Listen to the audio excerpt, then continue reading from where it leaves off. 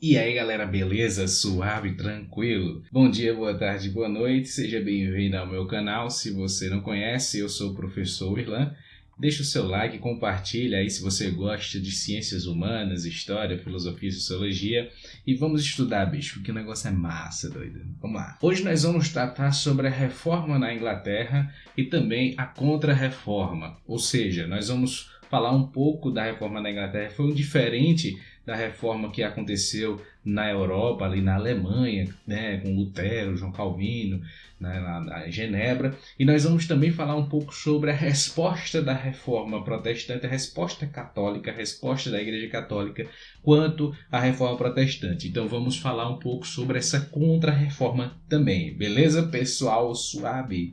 Então vamos lá, simbora. Na Inglaterra, um movimento de reforma, um movimento reformista da igreja foi conduzido pelo rei Henrique VIII. Ele vinha querendo se livrar da interferência do Papa na igreja dele e interferência do Papa também nas suas próprias decisões. Ele queria se casar pela sexta vez porque a sua esposa, né, ela não estava dando um filho homem para ele. Ele queria um filho homem para continuar, vamos dizer, a linhagem, né, real, a linhagem do rei. Mas as mulheres dele não deixou nenhum herdeiro. Enfim, o que acontece? Ele pediu que o Papa anulasse o seu casamento com Catarina de Aragão, que é a princesa lá da Espanha. Ele era casado com a filha dos reis da Espanha, para que ele pudesse casar novamente com outra mulher, que essa outra mulher pudesse então dar um filho homem para ele. Ou seja, ele queria um herdeiro. Mas aí o Papa, né, claro, ele ia anular o quinto casamento para se casar uma sexta vez, bicho. O casamento para o católico é um sacramento, é algo sagrado. Então o católico tem a noção de que o casamento é para sempre, o casamento é indissolúvel e ele ia casar uma sexta vez. Então o Papa com certeza negou esse pedido do Henrique VIII, doido. Ao ver o seu pedido ser negado, o Henrique VIII então decide fazer o seguinte: ele corta as relações com a igreja de Roma. Ao saber disso, ele anula o novo casamento dele e excomulga ele da igreja, doido. O parlamento inglês, que eram os políticos que ajudavam o rei a governar, o rei não era sozinho, então tinha os políticos para ajudar ele a governar. Então o parlamento inglês apoia o Henrique VIII, justamente porque também não gostavam da interferência política do Papa nos negócios, nas decisões do rei na Inglaterra. Então eles aprovaram um ato chamado Ato de Supremacia em 1534. Esse ato dizia o seguinte, que o rei era o novo chefe da igreja e não o Papa. Então ele cortou ligações total com a igreja de Roma, a igreja católica, e também mudou o nome daquela igreja na Inglaterra, colocando o nome da igreja como a igreja anglicana. Como chefe dessa nova igreja, Henrique VIII então confisca as terras, mosteiros que eram da igreja católica, a igreja de Roma, e vendeu ou presenteou essas terras e mosteiros para nobres e também burgueses que eram próximos dele. Assim, o rei da Inglaterra se fortalecia cada vez mais, não só em política, mas também em religião. O cara estava se tornando muito forte, muito poderoso, tanto na política quanto na religião. Ele era chefe da igreja e chefe do Estado, acumulando cada vez mais poder político e poder religioso também. Se vocês deram uma olhada no mapa da Europa nessa época, vamos delimitar aqui as áreas que eram dos católicos, dos luteranos e dos calvinistas. Vocês vão observar que a igreja católica dominava quase toda a Europa. A parte verde do mapa é onde fica aí o luteranismo, onde estava presente a igreja luterana. Essa parte mais lilás é a parte onde estava presente a doutrina calvinista. Na Escócia, você pode observar lá em cima da Inglaterra, essa parte mais lilás. Ali na Genebra, em Suíça, você pode observar que também está ali a presença de Calvino, né, da doutrina calvinista. Os huguenotes na França. E essa parte marronzinha aí, você vai observar que foi ali a região da Inglaterra onde constituiu-se a igreja anglicana, que foi totalmente cortada da igreja católica romana. Uma coisa interessante, cara, é que na igreja anglicana, ela preservou, né, a doutrina católica, só modificou a questão das hierarquias e tal, mas ainda preservou a doutrina católica, os simbolismos e tudo mais. Porém, isso motivou uma coisa muito interessante, que foi justamente quem apoiava o rei, fazia parte da igreja anglicana, mas havia uma presença muito grande dos calvinistas dentro da Inglaterra, que eles na Inglaterra eram chamados de puritanos. E houve uma briga muito forte, uma oposição muito forte entre anglicanos e calvinistas, onde houve reis e rainhas que imporam essa religião a todo o povo inglês, para que todo o povo fosse anglicano e não calvinista. Os calvinistas, é claro que não iam aceitar essa imposição.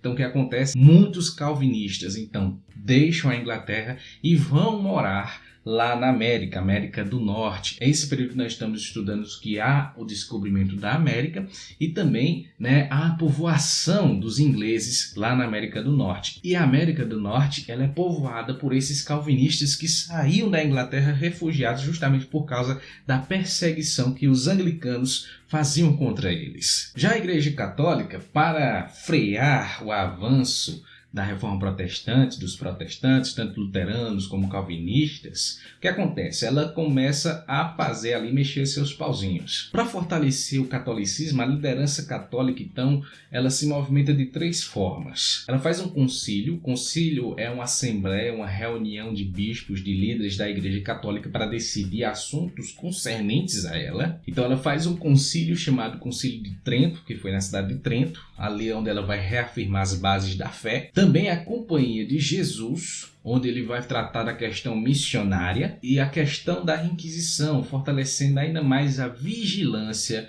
contra as heresias. Então essas 3 formas que a Igreja Católica começa a agir, com o Concílio de Trento, com a Companhia de Jesus, com a Inquisição, ela vai se chamar de Contra-Reforma, ou então Reforma Católica. É muito interessante aqui a gente frisar a questão da Ordem dos Jesuítas, ou então chamada de Companhia de Jesus, que foi fundada em 1534 por um militar espanhol chamado Inácio de Loyola, que estabeleceu entre seus integrantes uma rigorosa disciplina, cara, e obediência também. Eles eram conhecidos como os soldados de Cristo. Os jesuítas, eles se dedicavam na questão missionária, de sair por aí, além mar, para evangelizar, catequizar, ensinar essa fé católica para outros povos. No caso, como estava havendo a expansão marítima em todo o mundo, os jesuítas iam tanto para a América, como para a África, como também para a Ásia, evangelizando áreas como Índia, China, Brasil, algumas regiões da África também. E os jesuítas, eles eram especialistas na educação,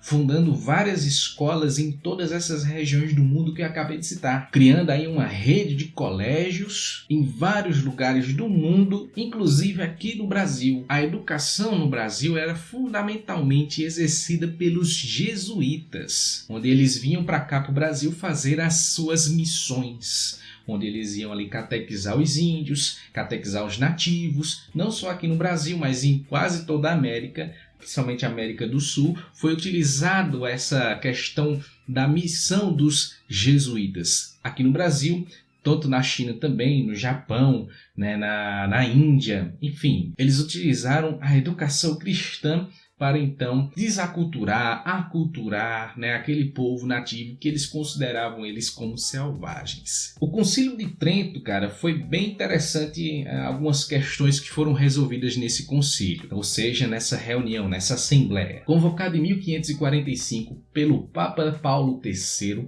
ele foi interrompido várias vezes justamente por causa de algumas guerras, alguns conflitos que estavam acontecendo ali na Itália e também por causa de uma peste que acometeu ali aquela região de Roma. Ao final dos debates dessa Assembleia, em 1563, o Concílio de Trento rejeitou a doutrina da justificação pela fé de Lutero e também a doutrina da predestinação de Calvino. O concílio também ele aprovou algumas coisas. Se liga. Considerou crime a venda de indulgências, pelo menos. Reafirmou o poder do Papa como sendo o representante de Jesus aqui na Terra. Conservou os 7 sacramentos da Igreja Católica, justamente para se distinguir também da Igreja Protestante, dos luteranos, dos calvinistas. E também preservou o culto à Virgem Maria, também aos santos. Propôs a criação de seminários para instruir e capacitar os sacerdotes para irem para as paróquias, ou seja, não ir de qualquer jeito,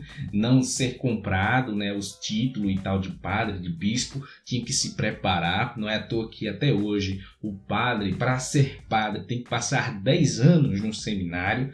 Então é bastante tempo se preparando para exercer esse ofício. Então a partir do Concílio de Trento foi estabelecido isso, que ele deveria se capacitar para então ir para uma paróquia. E reeditou o Index, que era justamente o conjunto de livros que os católicos deveriam ler. Muitas vezes os livros proibidos, que eram os livros dos protestantes, de Lutero, de Calvino e de outros reformadores, eles eram queimados em público. Faziam uma pilha de livros assim, velho, queimava e fazia uma grande fogueira no meio da cidade com os livros que eram dos protestantes. Durante a Contra-Reforma, o Papa Paulo III reativou o Tribunal do Santo Ofício, ou seja, a Inquisição. A Inquisição ela foi fundada em 1231 por uma bula papal do Papa Gregório IX, que estipulava o modo como os inquisitores deveriam interrogar aqueles que eram hereges, os que praticavam heresia, para então convencer a eles a se retratarem, se arrependerem daquilo que eles disseram, daquilo que eles praticavam. Muitas vezes os hereges eram homossexuais, eram pessoas que viviam isolados dentro de uma floresta porque praticavam, feitiçaria. A feitiçaria deles era, por exemplo, praticava um chazinho de boldo, fazia um chazinho de boldo e curava dor de barriga, feiticeiro. Ninguém sabe como é que ele fez isso. Tá entendendo? Então, por falta de ciência, por falta de conhecimento, eles perseguiam esses tipos de pessoas. Pessoas homossexuais, pessoas que eram tratadas como feiticeiros. Só que o negócio ficou bem mais intenso em 1252. O Papa Inocêncio IV permitiu, então, a tortura para obter confissões daqueles que se consideravam hereges. Cara, o negócio ficou bem complicado. E eram torturas violentíssimas, cara. Tinha pessoas que nem mesmo eram hereges, mas pela tortura elas confessavam as heresias, elas confessavam coisas que nelas nem praticavam. Se a pessoa confessasse, ela recebia então uma penitência. Dependendo da heresia, a penitência seria grave ou pequena. Caso se ele negasse até o fim da tortura, que ele não praticou tal coisa, que ele não era o herege, que ele não se retrata, então acontece o seguinte: coloca o cara numa fogueira e queima, cara. E é uma coisa bem interessante, eu vou dizer uma coisa que é bem assustadora. Lá na Europa, o clima é frio. Então muitas pessoas que iam para a fogueira, muitas vezes elas não queimavam por inteiro. A fogueira começava a queimar os pés primeiro, depois as pernas, e a pessoa ia vendo o seu corpo se queimando, sentindo aquela dor. Então era uma morte torturosa, meu irmão. Era uma morte que era difícil de enxergar, de ver a pessoa gritando e morrendo, cara. Difícil, era bem complicado aquela época, bicho. Então esse órgão da igreja, a Inquisição, o Santo Ofício, ele foi reativado pelo Papa Paulo III para encarregar de vigiar, de punir, de investigar quem eram os hereges, quem eram aquelas pessoas que cometiam heresia, ou seja, quem era protestante, quem não cria em Jesus Cristo ou nos santos. Bastava apenas uma simples suspeita se a pessoa não era um bom religioso, se a pessoa criticava, tinha uma postura crítica quanto à igreja, então bastava uma simples suspeita para que então começasse a tortura, a investigação, então receber a confissão. E conforme as respostas que as pessoas davam diante daquela tortura, diante da investigação, então elas poderiam sofrer algumas punições, como perder suas terras, perder sua casa, ser separado de sua família, ser preso, passar até mesmo uma prisão perpétua, viver a vida inteira preso. Ou se o negócio for bem mais grave, se uma heresia for bem mais grave, ele ia ser colocado numa fogueira e ia ser queimado vivo. As principais vítimas de heresia naquela época eram as seguintes: eram os protestantes, os judeus. Judeus porque eles não creem em Jesus Cristo como Senhor, como Deus. Então eles eram considerados como hereges. Eles foram bastante perseguidos, com muita força, meu irmão, na Europa, velho. Durante toda a história eles foram perseguidos com intensidade, os judeus ali na Europa, justamente porque eles têm um modo próprio de religiosidade, têm uma cultura, preservam a sua cultura, a sua etnia, a sua religiosidade, e eles foram perseguidos pela Inquisição com força, bicho. Mulheres que também eram consideradas bruxas por quererem viverem sozinhas, por serem lésbicas, por muitas vezes elas praticarem ali remédios com ervas medicinais, então elas eram consideradas bruxas e levadas à fogueira, bicho. o negócio era bem tenso. O Tribunal do Santo Ofício, a Inquisição, foi instalada na Espanha, em Portugal e também na Itália. Então, nessas regiões, na Espanha, em Portugal, Itália, a Inquisição ela era muito mais intensa nessas regiões. O Tribunal do Santo Ofício também chegou aqui no Brasil. Aqui no Brasil, durante a colonização portuguesa, não havia um centro onde a Inquisição ela poderia se movimentar de uma maneira muito flexível aqui dentro do Brasil. Não. A Inquisição ela se movimentava de uma maneira diferente, com seus agentes aqui investigando o que acontecia aqui no Brasil. Então, muitos cristãos novos, que eram judeus que se convertiam ao cristianismo, mas que tinham ainda práticas judaicas, eles fugiam de Portugal e vinham para o Brasil. Aqui eles se estabeleciam como senhores de engenho, possuíam umas terras e tal, mas mesmo assim o Tribunal do Santo Ofício vinha com os seus agentes para pesquisar, para investigar se havia algum herege aqui dentro do Brasil. Então muitos desses cristãos novos que eram descobertos, eles voltavam para Lisboa e lá eles sofriam as penitências. Então outra coisa é que eles consideravam como herege os índios e os africanos que praticavam feitiçaria, ou seja, que praticavam suas religiões nativas, suas religiões que eles sempre conheciam na sua região. Então eles condenavam de heresia tanto índios como africanos que continuassem a praticar a sua religiosidade. Bem, cara, é praticamente isso. A reforma na Inglaterra foi um pouco diferente da reforma protestante, da reforma nos outros lugares, justamente porque foi o rei que começou a fazer essa reforma, por motivos pessoais, motivos políticos, onde ele se estabeleceu como um chefe supremo da Inglaterra e também não só chefe supremo político, mas religioso também, certo?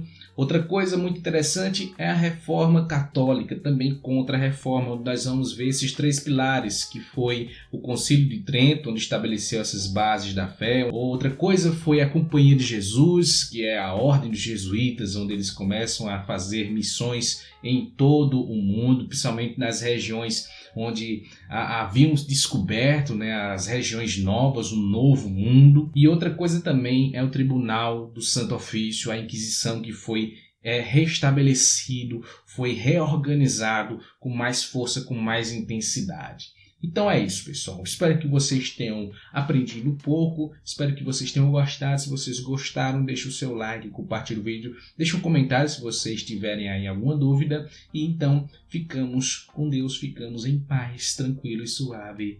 É isso aí, pessoal. Valeu, falou!